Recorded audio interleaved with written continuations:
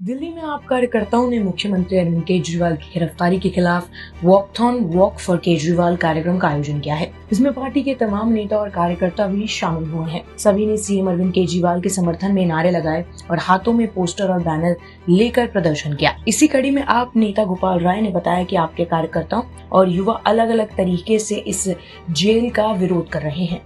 और क्या कुछ कहा गोपाल राय ने, एक बार आप खुद ही सुनिए। देखिए, पूरे दिल्ली के अंदर जिस तरह से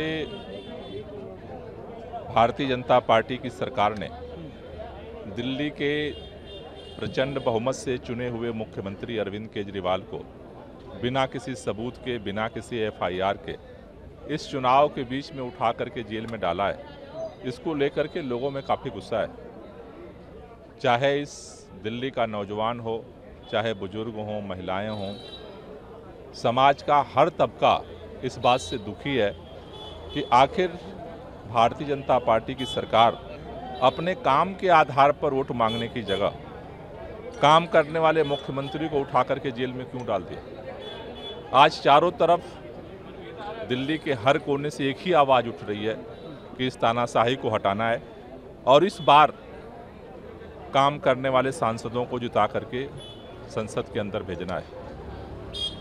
आम आदमी पार्टी के कार्यकर्ता, युवा अलग अलग तरीके से इस जेल का विरोध कर रहे हैं और 25 मई की तैयारी कर रहे हैं कि वोट की ताकत से हम इस जेल का जवाब देंगे। उसी कड़ी में लोगों को जागरूक करने के लिए ये वाकाथन संडे के दिन ये बज कैंपेन जो है शुरू किया गया है, जिसमें जिस एनर्जी के साथ यहाँ सुबह सुबह लोग इकट्ठा हुए हैं, ये इस बात का संकेत दे रहा है कि दिल्ली के लोग, दिल्ली के युवा अरविंद केजरीवाल के साथ हैं और इस तानाशाह सरकार को जो है 25 मई को अपनी वोट की ताकत से जवाब देंगे।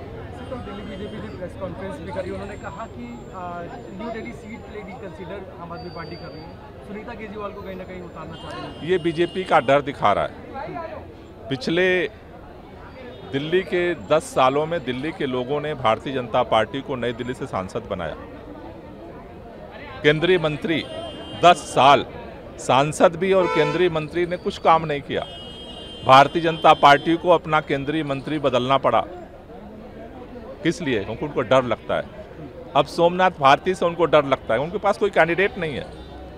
सारे नेता मना कर रहे हैं। हमने तो यही सुना है कि पिछले 15 दिन से हरदीप पुरी जी के दरवाजे पर भाजपा खड़ी है कि आप चुनाव लड़ जाइए, आप चुनाव लड़ जाइए, क्योंकि आज दिल्ली के लोग जमीनी और काम करने वाला अनुभवी नेता चाहते हैं। सोमनाथ भारती जी ने जिस तरह से मालवीय नगर में काम किया है पिछले 3 टर्म से, आज सबको पता है।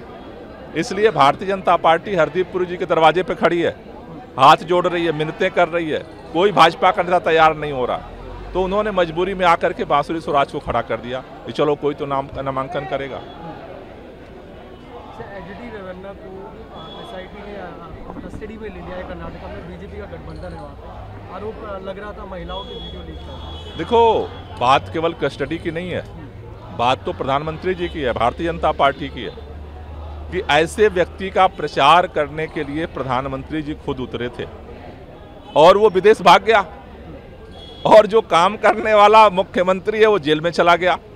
तो ये जो पूरा तानाशाही का सिस्टम मोदी सरकार ने खड़ा किया है, पूरा देश इससे परेशान है और इसके खिलाफ लड़ने के लिए तैयार हो।